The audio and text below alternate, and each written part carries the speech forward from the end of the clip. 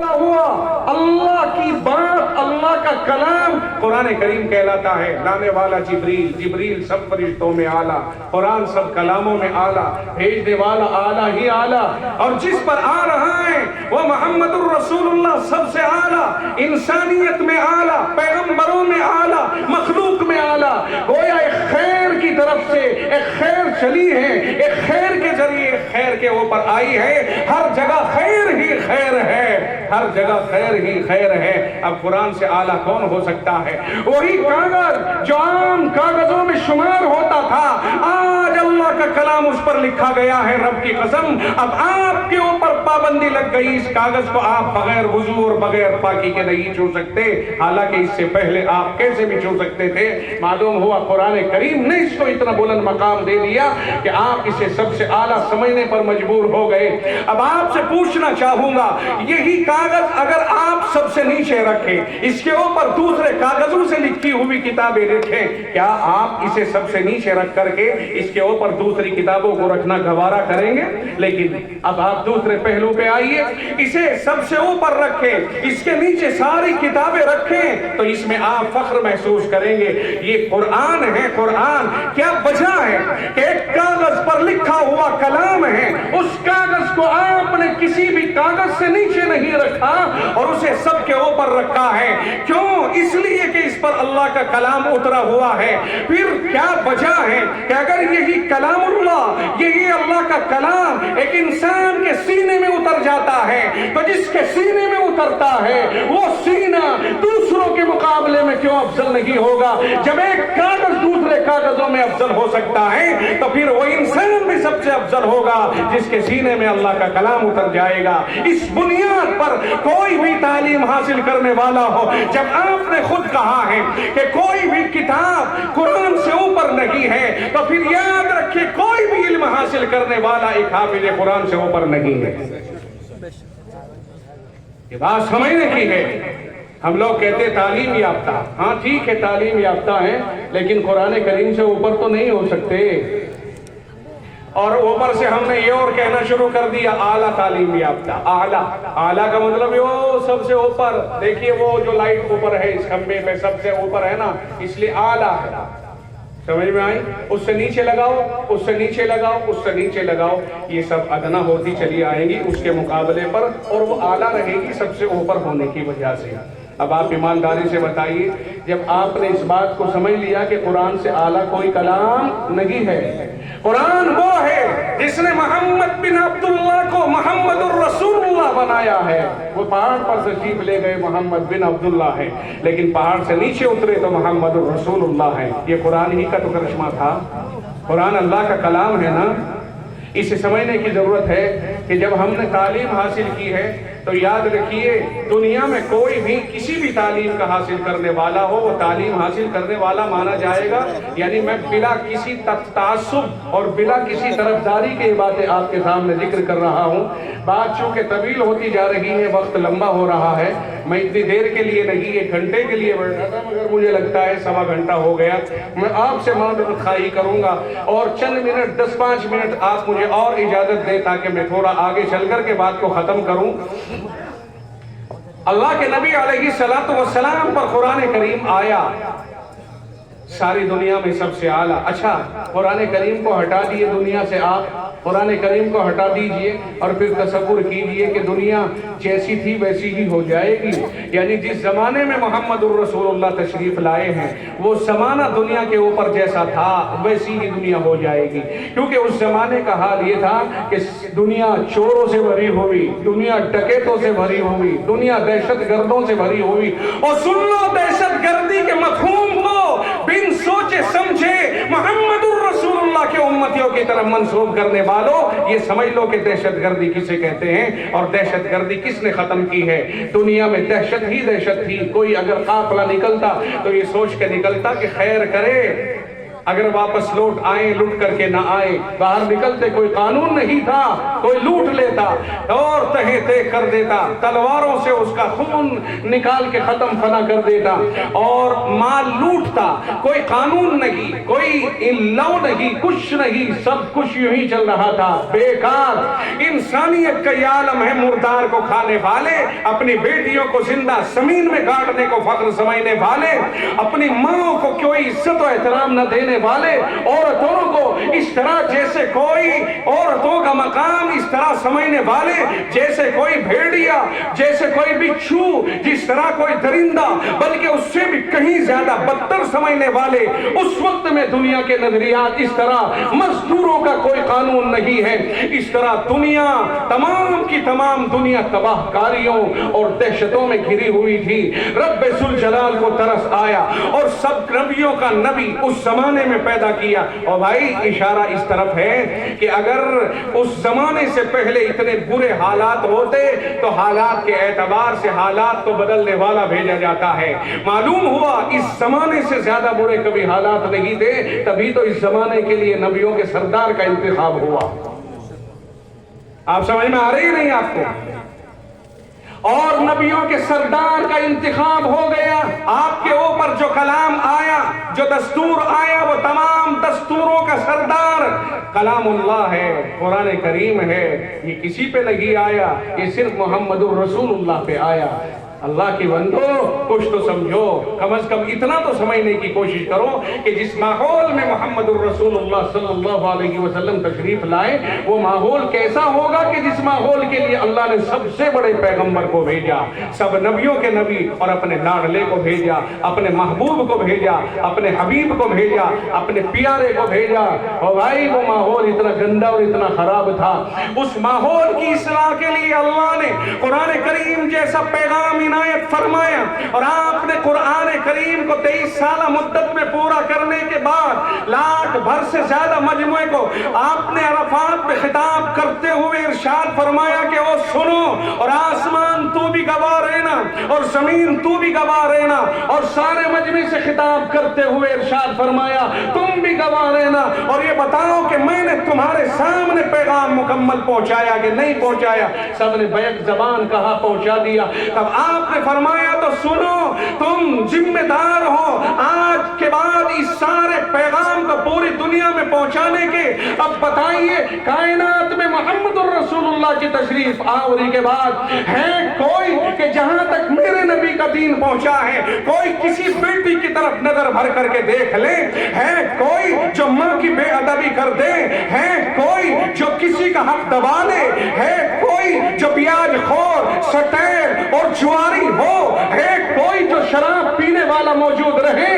ہے کوئی جو زانی ہو؟ ہے کوئی جو بدکار ہو؟ ہے کوئی جو بے نمازی ہو؟ تلاش کرو محمد الرسول اللہ کا دین جہاں تک پہنچا ہے کوئی جہاں کسی کو دہشت لگتی ہو؟ امن ہی امن ہے، پیار ہی پیار ہے۔ اور آج محمد الرسول اللہ کے دیوانوں پر دہشت گردی کا لیبل لگانے والوں سن تو لو کہ محمد الرسول اللہ نے وہی پیغام ان کے حوالے کیا تھا جس پیغام سے دہشت گردی مٹی، جس پیغام سے بدماشی مٹی، جس پیغام سے غنڈہ گردی مٹی، وہی پیغام ہے جو آج ہمارے پاس ہے۔ اگر تمہاری سمجھ میں نہیں آتا ہے تو سمجھنے کی تو کوشش کرو، الزام تو نہ لگاؤ، بدماشیاں تو نہ پھیلاؤ۔ یہی پیغام ہے جس پیغام سے دنیا میں امن آیا تھا۔ یہ قرآن ہے جس کے ذریعے امن آتا ہے، اور ہمیں سب سے پہلے یہ کہا ہمارے نبی نے، فرمایا لا تأذنوا لمن لم يبدأ بالسلام، تم کسی ایسے آدمی کو گفتگو کی اجازت ہی مت دو جو آدمی سلام سے شروعات نہ کرے۔ اگر کوئی سلام نہیں کرتا ہے اس سے بات کرنے کی اجازت نہیں دی جا رہی ہے۔ یہ کون کہتا ہے؟ میرا مصطفیٰ کہتا ہے، فرمایا سلم علی من عرفت ومن لم تعرف، اور سلام کرو اسے بھی جسے پہچانتے ہو اور اسے بھی جسے نہیں پہچانتے ہو۔ میرے محبوب نے سلام کو عام کیا، فرمایا السلام علیکم، تمہارے اوپر سلامتی ہو، رات و دن سلامتی ہو۔ اور بھائی جو مذہب اپنے سامنے والے کے لیے یہ نعرہ بلند کرتا ہے کہ گفتگو کا آغاز جب ہوگا جب تیرے لیے ہم سلامتی کے ضامن بن جائیں گے، اور میرے سے بات کرنے والے مجھ سے بات بات کرنے سے پہلے اپنے دل کو صاف کر لے، یہ محمد الرسول اللہ کا دیا ہوا دین ہے، اس میں کوئی دھوکہ نہیں ہے۔ میرے مصطفیٰ کہتے ہیں سامنے والے کو پہچانو یا نہ پہچانو، وہ مطمئن ہونا چاہیے تمہاری طرف سے کہ اسے کوئی تکلیف نہیں پہنچے گی۔ یہ پیغام ہے اسلام کا، جس اسلام کا یہ پیغام ہے اسے دہشت گرد کہنے والا یہ بے وقوفوں کی دنیا میں نہیں گھوم رہا ہے تو کہاں گھوم رہا ہے؟ میں تمہارے لیے یہ آپشن دے رہا ہوں کہ کرو بات ملک کے اندر، کرو ڈیبیٹ بڑھ کر کے آگے، پھیلاؤ اس چیز کو کہ ہم محمد الرسول اللہ کے دیوانے ہیں، ہمیں دہشت گردی سے کوئی سروکار نہیں ہے۔ یہاں تو امن ہی امن کا پیغام ملتا ہے۔ قرآن امن کا پیغام ہے، قرآن علم بردار ہے تو امن کا، محمد الرسول اللہ علم بردار ہے تو امن کے۔ آپ نے اپنی ذات پر جھیلا مگر کسی کے اوپر ہاتھ تک نہیں اٹھایا۔ زندگی میں کوئی ثابت نہیں کر سکتا ہے کہ آپ نے اپنی ذات کے لیے کسی سے بدلہ لیا۔ یہ تعلیم دی ہے محمد الرسول اللہ صلی اللہ علیہ وسلم نے، اسے سمجھنے کی ضرورت ہے، اسے سمجھنے کی ضرورت ہے۔ اور میں آپ سے یہ کہہ رہا تھا کہ تعلیم اللہ کے رسول کی سیرت کا حصہ ہے، چونکہ سب سے پہلے آپ کے اوپر جو پیغام نازل ہوا ہے وہ ہوا ہے تعلیم، اقرا، پڑھیے۔ اور پھر یہ بھی یاد رکھیے اگر اس سے افضل کوئی اور چیز ہوتی تو اللہ تعالیٰ اسی سے شروعات فرماتا۔ سن رہے ہو جی؟ مذاق بنوائی ہے مسلمان نے پوری دنیا کے اندر اپنی، جس پیغام کو لانے والے نے یوں کہا تھا طلب العلم فریضۃ علی کل مسلم، ہر ایک کے اوپر علم دین کو حاصل کرنا فرض عین ہے۔ جس نے یہ کہا تھا کہ میرے ماننے اور جاننے والا کوئی ایک آدمی بھی ان پڑھ نہیں رہنا چاہیے، جس نے یہ کہا تھا کہ جو آدمی مجھے ماننے کا دعویٰ کرتا ہے اس کے اوپر ضروری اور واجب ہے کہ وہ پہلے تعلیم یافتہ ہونا چاہیے۔ آج اسی کے پیغام کو ہم نے چھپا کے رکھ دیا ہے اور تعلیم کی طرف توجہ نہیں ہے، اور پھر لے دے کر کے کچھ حاصل کیا بھی تو اس میں اللہ کے ساتھ جوڑ نہیں ہے، اور پھر سمجھتا ہے میں اعلیٰ تعلیم یافتہ ہوں۔ میں آپ کو احساس دلانا چاہتا ہوں اور انہیں احساس کم تری سے اوپر اٹھانا چاہتا ہوں۔ خدا کے واسطے آپ احساس کم تری سے اوپر اٹھیے۔ دنیا جب تک ہے جب تک آپ ہیں، اگر آپ نہیں ہیں تو دنیا ختم ہونے کا فیصلہ پہلے ہی ہو چکا ہے، کیونکہ اللہ کے نبی علیہ السلام نے فرمایا ہے کہ جب تک اللہ اللہ کہنے والے لوگ رہیں گے اس وقت تک ہی یہ دنیا ہے، ورنہ ختم۔ دنیا اللہ کے نام سے ہے، اللہ کا نام ختم، دنیا ختم۔ کہ میں نہیں کہتا، آمنہ کا لخت جگر کہتا ہے۔ قرآن کریم کی ایک آیت ہے وَمَا خَلَقْتُ الْجِنَّ وَالْإِنسَ إِلَّا لِيَعْبُدُونَ۔ مولویوں توجہ فرمائیے، آپ کی مفتی شکیل صاحب کی موجودگی میں ذمہ داری کے ساتھ یہ بات کہہ رہا ہوں۔ قرآن کریم کی آیت ہے وَمَا خَلَقْتُ الْجِنَّ وَالْإِنسَ إِلَّا لِيَعْبُدُونَ۔ اللہ کہتا ہے میں نے جن و انس کو اپنی عبادت کے لیے پیدا کیا ہے۔ سنو، میں نے جنات اور انسان کو اپنی عبادت کے لیے پیدا کیا ہے۔ اور ایمانداری سے بتائیے عبادت بغیر علم کے ہو سکتی ہے؟ آپ نماز پڑھو گے، نماز بغیر سیکھے پڑھی جا سکتی ہے کیا؟ آپ گاڑی چلاؤ گے بغیر سیکھے ہوئے چلا لو گے؟ کوئی بھی کام بغیر سیکھے ہوئے نہیں ہوتا، پہلے سیکھنا پڑتا ہے۔ عبادت بغیر علم کے نہیں ہو سکتی اور علم بغیر عالم کے نہیں آ سکتا ہے۔ توجہ ہے نہیں ہے؟ کیا توجہ ہے آپ کی؟ ادھر دیکھو، اللہ تعالیٰ نے اس دنیا کی بقا اور حفاظت کو اپنی عبادت کے اوپر رکھا ہے۔ اس کی عبادت ہے تو دنیا ہے۔ میں اس لیے رک کر کے ٹھہر کر کے بتا رہا ہوں اس بات کو تاکہ آپ اس بات کو اچھی طرح سمجھ لیں۔ پھر سمجھیے، قرآن کریم یہ کہتا ہے وَمَا خَلَقْتُ الْجِنَّ وَالْإِنسَ إِلَّا لِيَعْبُدُونَ۔ بات ختم ہونے کی طرف جا رہی ہے، دعا کا وقت ہے کہ اللہ کہتا ہے میں نے جنات اور انسان کو جو پیدا کیا ہے وہ اپنی عبادت کے لیے پیدا کیا ہے۔ اور ایمانداری سے بتائیے، دیکھو عبادت کے اوپر دنیا کا باقی رہنا موقوف ہے۔ اگر عبادت اللہ کی ہو رہی ہے، اللہ کا نام چل رہا ہے تو یہ دنیا موجود ہے، اور اگر نہیں تو یہ دنیا ختم ہے۔ اب دیکھو اللہ نے عبادت کے لیے پیدا کیا ہمیں، اور عبادت کے اوپر دنیا ٹھہری ہوئی ہے، اور عبادت بغیر علم کے نہیں ہو سکتی ہے، اور یہ طے ہے کہ علم بغیر عالم کے نہیں آ سکتا ہے۔ تو پتہ یہ چلا کہ دنیا بغیر عالم کے نہیں رہ سکتی ہے۔ نتیجہ سمجھ میں آیا کہ نہیں آیا؟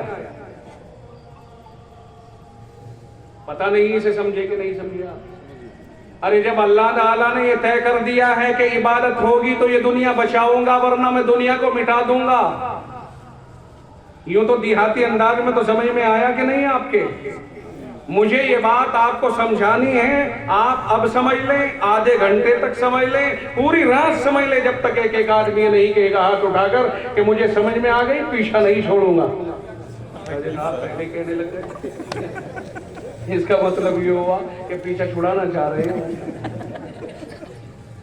چلیے سنیے ایک مرتبہ اور یاد کیجیے اور دوسروں کو بتائیے کہ اللہ تعالیٰ کے یہاں پر یہ دنیا جب تک ہے، جب تک اللہ کی عبادت ہوتی رہے، اور اللہ کی عبادت کے لیے علم کا ہونا ضروری ہے۔ علم ہوگا تو عبادت ہوگی، اور علم کے لیے عالم کا ہونا ضروری ہے، تو ثابت ہوا کہ دنیا کے باقی رہنے کے لیے علماء کا باقی رہنا ضروری ہے۔ سیدھی سیدھی بات ہے، اب تمہاری مرضی، انہیں گالی دے لو یا انہیں حفاظت کر لو ان کی، تمہاری مرضی، ان کی تنخواہ بڑھا کر کے انہیں رکھو یا انہیں بھگا دو لاک ڈاؤن کی طرح سے کہ صاحب جب نمازی نہیں ہو رہی تو اس کا کیا کریں گے، چل بھائی اپنے گھر پہ۔ تمہاری مرضی، ساری دنیا کی تو کٹ بنا کر کے مدد کرو، انہیں مؤذنوں اور مولویوں کو پوچھو یا نہ پوچھو، ان کا تو رب مالک ہے، اس لیے کہ انہوں نے وہ سیرت پڑھی ہے کہ جب محمد الرسول اللہ صلی اللہ علیہ وسلم کے گھر پہ ایک ایک مہینے تک بھی چولہا نہیں جلتا تھا۔ یہ وارثین انبیاء ہیں، اس سے واقف ہیں، کوئی حرج نہیں، یہ شکوے کے طور پر نہیں کہہ رہا ہوں، میں تو آپ کو یاد دلا رہا ہوں کہ اس دنیا میں ایسا بھی ہوا ہے۔ یاد رکھیو، اگر انہوں نے بھی کاروبار شروع کر دیا تنگ آ کر کے، تو کاروبار آپ کا بھی، کاروبار ان کا بھی، جیسے آپ ہنرمند ہیں یہ بھی ہنرمند ہیں، انہیں اماموں کو یا انہیں حافظیوں کو کم نہ سمجھو، یہ تو اللہ کے دین کے اوپر بشارے لگے پڑے ہیں کہ آپ 10,000 روپے 12,000 روپے تنخواہ دے رہے، چل رہا کام، حالانکہ آپ کا بچہ جب سرکاری ملازم ہوتا ہے تو اس کی 40-50 ہزار تنخواہ ہوتی ہے، اور ہر سال بڑھتی ہے 3-3 4-4 ہزار روپے، اور آپ پھر بھی یہ سوچتے ہو اور بڑھے، اور بھتہ ملے، اور یہ ہو، پراویڈنٹ فنڈ بھی ہو، اور یہ بھی ہو، یہ ساری باتیں، لیکن ایک مولوی صاحب کے لیے کچھ نہ بڑھے، یہ ہماری اور آپ کی پہلی خواہش ہے۔ ایک جگہ جلسے میں گیا میں، بجنور یوپی میں ایک جگہ ہے، وہاں مدرسے کے، ان مدرسے والوں کی مطلب سمجھ میں نہیں آتا، پتہ نہیں کیا ہے، اتنی توازو بھی ٹھیک نہیں میرے حساب سے، تو کچھ تھوڑا سا رہنا چاہیے خودداری سے۔ 4,000 روپے میں 2 مولوی امامت کر رہے ایک مسجد میں، ایک مکتب میں پڑھاتے ہیں، دور آتے ہیں، 2001 2001 مسجد میں کام چلا کہ جی فرش بنے گا، یہ ہوگا اور یہ ہوگا۔ متولی صاحب نے کہا مسجد میں چونکہ خرچہ آ پڑا ہے، آپ کی تنخواہ ہم 1,000 کرتے ہیں دونوں کی۔ چنانچہ ان کی 1,000 ہو گئی، وہ آتے رہے۔ جب میں وہاں پہنچا مجھے معلوم ہوا کہ حساب اس طرح کی بات ہے، تو مجھ جیسے آدمی سے کہے بغیر رہا نہیں جاتا، یہ میرا مرض سمجھ لو یا کچھ بھی سمجھ لو، میں ہندوستان کے کسی بھی کونے پر بیان کروں، جو بات ہوگی اسے میں کہے بغیر نہیں چوکتا ہوں۔ کسی کو بری لگ جائے تو کل کی لگتی آج لگ جائے، مجھے اس کی پرواہ نہیں ہوا کرتی۔ زیادہ سے زیادہ کچھ جلسے میں نہیں بلائے گا، نہ بلائے۔ میں نے ان سے کہا کہ میرے بھائی، جس مسجد میں تم نے کام کرایا ہے، اگر تم نے ٹوٹیاں لگوائی ہے تو وضو تم کرو گے، وضو خانہ بنوایا ہے تو تم وضو کرو گے، اگر فرش لگوایا ہے، پتھر لگوایا ہے، ٹائلز لگوائی ہے تو تم استعمال کرو گے، اگر بہترین قالین آئی ہے تو تمہارے لیے، اگر اے سی لگی ہے تو تمہارے لیے، اگر یہ سارے کام ہوئے ہیں تو تمہارے لیے۔ تم نے اپنے گھر میں اے سی کی ٹھنڈی ہوا نہ استعمال کر کے مسجد میں آ کے استعمال کر لی، تم نے اپنے گھر قالین پر نہ بیٹھ کر مسجد میں قالین پر موج لے لی، تم نے اچھی چیزیں یہاں استعمال کی، بتاؤ امام پر کون سا تم نے احسان کیا؟ میں یہ کہوں گا کہ اگر مسجد بڑھی ہے امام بھی بڑھے، مسجد نہیں بڑھی ہے تو تمہارے حساب کی بات ہے، تمہارا حساب بنے، آگے بڑھو۔ لیکن سوال یہ پیدا ہوتا ہے، تم نے مسجد میں کئی لاکھ روپے خرچ کیے ہیں، تو مسجد کی آبادی ٹائلز نے نہیں ہے، اگر چھپر میں پڑھو گے تو تب بھی 27 گنا ثواب، اور مرمر پہ پڑھو گے تو تب بھی 27 گنا ثواب۔ امام اور مؤذن سے مسجد آباد ہے، سنگ مرمر سے اور پتھر سے آباد نہیں ہے۔ اس لیے ہوش میں آؤ، अगर यहीं तक आकर के इमाम के 2000 पे से 1000 पे ले आए, जा करके कहने लग गया मैं तो एक छोटा सा रोजगार लेकर बैठता हूँ और मैं भी अपनी 5 नमाजें मस्जिद में पढ़ता रहूंगा, तो याद रखिए हजरत थानवी रहमतुल्लाह अलैह ने फरमाया था कि सुन लो, अगर इस तरह से तंग आकर के इन्होंने भी कारोबार कर लिए, कल क़यामत के दिन इनसे नहीं सवाल मालदारों से होगा कि हमने तुम्हें माल दिया था, तुम्हारी जिम्मेदारी माल के जरिए दीन की हिफाजत की बनती थी, तुमने कितना माल खर्च किया दीन की हिफाजत में। क्या दोनों काम इन्हीं के जिम्मे हो? इल्म भी यही फैलाएं और चंदा भी यही करके लाएं, तो दोहरी मार इन्हीं के ऊपर पड़ गई। कम से कम इल्म की फैलाने की जिम्मेदारी इन पर हो, तो माल को जमा करने की जिम्मेदारी आप पर हो। समझ में आए या ना आए, बात तो ऐसी ही है। साल का आखिर होता है, ये बेचारे नबी के दीवाने मस्ताने कुरान करीम के हिफाजत करने के दावेदार मोहम्मदुर रसूलुल्लाह की सुन्नत पर अमल करने के चल देते हैं। कौन सी सुन्नत? चंदा करने की। नबी रहमत सल्लल्लाहु अलैहि वसल्लम ने दीन के तहफ्फुज के लिए कई बार चंदा किया, मगर आका को अल्लाह की तरफ से कुछ ऑफर भी मिले हुए थे। इन मौलवियों को तो बेचारों को सिवाय उन्हीं ऑफरों के ऊपर वादे करने से अपनी तरफ से तो कुछ नहीं कर सकते। अल्लाह के नबी अलैहिस्सलातु वस्सलाम फरमा रहे हैं, ओ लोगों सुन लो, ये मेरी मस्जिद है और किसी नबी की दुनिया में ये आखिरी मस्जिद है, इसके बाद कोई नबी दुनिया में मस्जिद बनाने नहीं आएगा। छोटी पड़ गई, मेरे दीवानों तुम्हारी तादाद बढ़ रही है और मैं तुमसे अपील करता हूँ। देखिए मोहम्मदुर रसूलुल्लाह सल्लल्लाहु अलैहि वसल्लम अगर चाहते तो रब से कह देते, रब्बे जुल जलाल ये छोटी मस्जिद पड़ गई है, रब जिब्रील को भेज करके सारे असबाब बनवा देता, मगर ना, मेरे मुस्तफ़ा को पता था कि मेरी उम्मत को मेरे बाद इस दीन को संभालना और चलाना होगा, तो उनके लिए मैं लाइन बिछा के जाता हूँ। ये है नबी की सीरत, ये है मकसद नबूवत जिस पर मैं बोल रहा हूँ। रसूल अकरम सल्लल्लाहु अलैहि वसल्लम ने फरमाया कि लोगों, मेरी मस्जिद छोटी हो गई, तुम ज्यादा हो गए, मुझे इसे साइड से जगह खरीद करके तोसी करनी, बढ़ाना है। कौन है जो इस मस्जिद की मदद करेगा?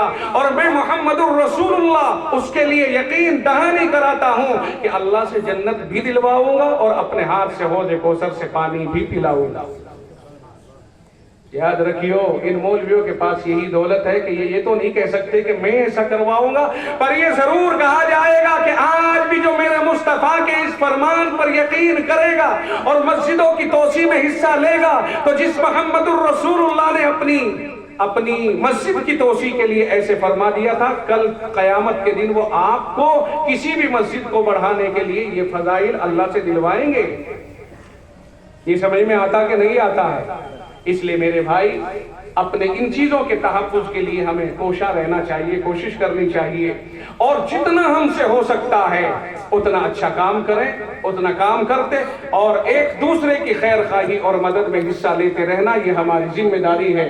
मैंने शुरू में आपसे अर्ज किया था कि भाई इस वक्त में हमारे दरमियान जितने भी लोग बैठे हुए हैं, सबकी एक जिम्मेदारी बनती है कि वो अपने पड़ोसियों का ख्याल करेंगे।